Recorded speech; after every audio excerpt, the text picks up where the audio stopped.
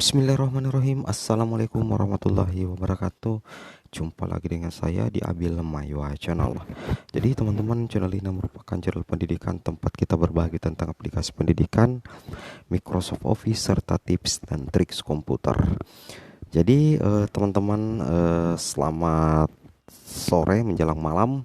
Jadi di video kali ini kembali lagi kami admin di Abil Maywa Channel akan mencoba berbagi sebuah informasi yang tentunya merupakan kabar gembira yang jika kita amati secara seksama itu menjadi nilai plus bagi teman-teman guru honorer yang mengabdi di sekolah negeri. Jadi di sini judul video kami teman-teman adalah kabar gembira yang dinantikan.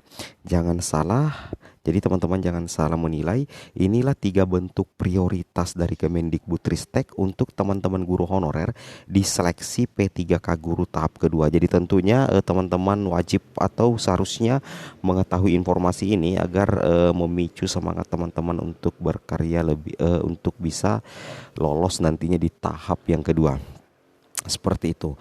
Nah, kira-kira seperti apa 3 bentuk prioritas dari Kemendikbud untuk guru honorer di seleksi guru P3K tahap kedua? Kita langsung saja ke videonya. Jadi yang pertama di sini teman-teman adalah bentuk prioritas yang pertama adalah guru honorer memilih formasi di sekolah induk yang masih tersedia, dan jika tidak bisa memilih formasi di sekolah induk maka teman-teman bisa memilih formasi di sekolah lain. Nah, di sini ya. Nah, misalkan nantinya anggaplah di sekolah A itu, di SDA itu teman-teman tersedia 2 formasi dan pelamarnya waktu tahap 1 itu 2 dan salah satunya adalah teman sendiri dan ternyata masih tersedia 1 slot, maka teman-teman bisa langsung memilih formasi tersebut di sekolah induk teman-teman ya. Namun jika sudah tidak bisa lagi karena sudah terpenuhi, maka teman-teman wajib untuk istilahnya memilih formasi di sekolah lain, seperti itu teman-teman ya. Jadi ini adalah merupakan salah satu bentuk prioritas dari Kemendikbud ya untuk teman-teman guru honorer negeri, yaitu guru honorer memilih formasi di sekolah induk yang masih tersedia dan jika tidak bisa itu bisa memilih formasi di sekolah lain. Jadi tidak ada lagi istilah kunci mengunci formasi. Terkait dengan istilahnya guru swasta dan lulusan PPG juga ikut mendaftar ya, tentunya seperti itu teman-teman ya. Karena guru swasta dan lulusan PPG itu memang dalam aturan sejak dulu itu bisa melakukan pemilihan formasi untuk pertama kalinya nantinya itu di tahap yang kedua. Seperti itu teman-teman ya. Jadi itu yang harus kita pegang dan harus kita pahami dan istilahnya kita harus menerima seperti itu ya. Jadi bentuk prioritas yang pertama adalah guru honorer memilih formasi di sekolah induk yang masih tersedia dan jika tidak bisa memilih formasilah di sekolah lain, seperti itu. Oke, kita lanjut ke bentuk prioritas yang kedua.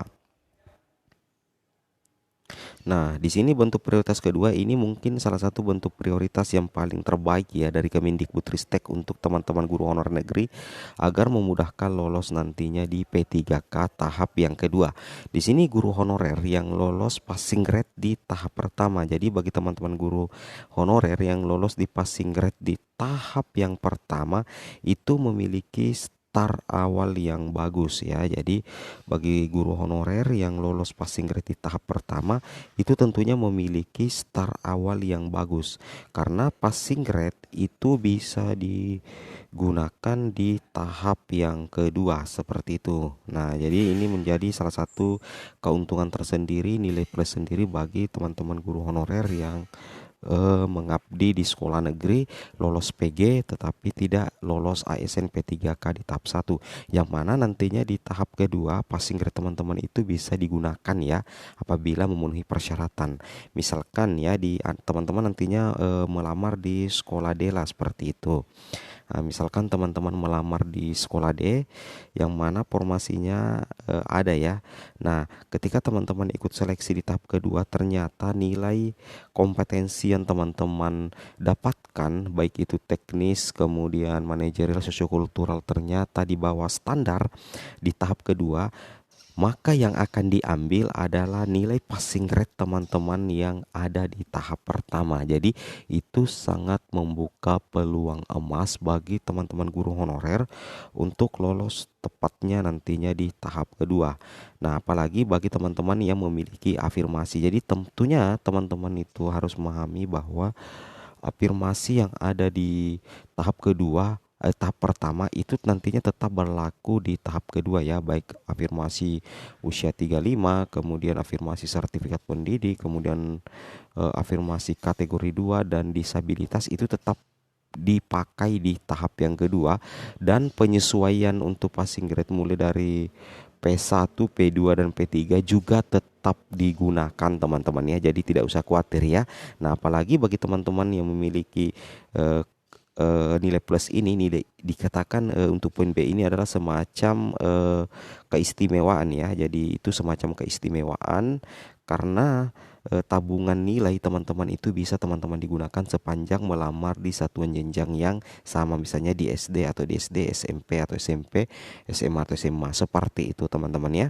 Oke, ini dua apa namanya bentuk prioritas pemerintah kepada guru honorer negeri. Nah, kita lanjut yang terakhir, bentuk prioritas yang bagian ketiga ya. Ada 4 sebenarnya.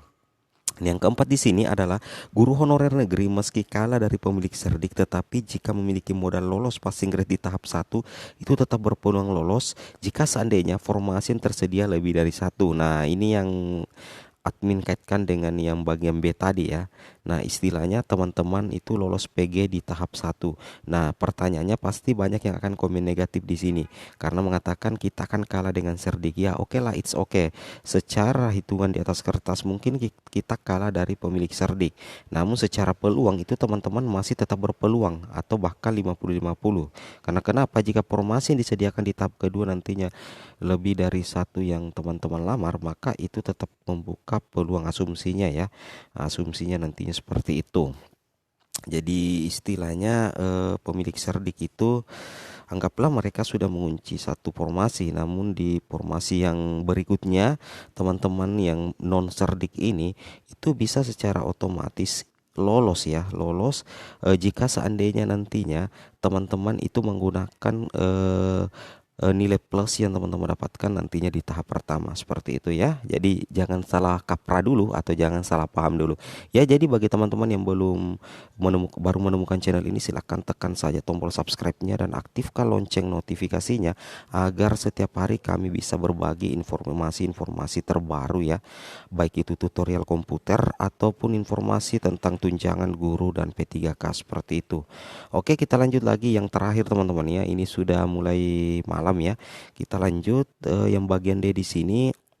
Teman-teman harus pahami bahwa guru honorer sesuai instruksi dari Kemendikbudristek, jika tidak ada perubahan saat ikut di tahap kedua itu teman-teman langsung masuk di tahap pemilihan formasi, dan Kemendikbud sudah melakukan optimalisasi pemilihan formasi, kecuali ya di sini admin berikan kata-kata kecuali dulu ya, jangan sampai ada perubahan ya, kecuali ada perubahan yang mengharuskan membuat akun lagi. Namun mudah-mudahan akun yang di tahap pertama itu sesuai janji dari pihak Kemdikbud itu tetap dipergunakan nantinya di tahap kedua. Oke, it's okay, kita tunggu saja, mudah-mudahan ada bantuan atau optimalisasi formasi untuk guru honorer negeri, terutama bagi yang tidak memiliki sertifikat pendidik dari pihak Kemdikbudristek. Kita tunggu saja dari webinar atau instruksi-instruksi nantinya dari di tahap kedua nantinya. Oke, mungkin cukup sampai di sini saja teman-teman ya. Oke, terima kasih atas supportnya selama ini. Assalamualaikum warahmatullahi wabarakatuh.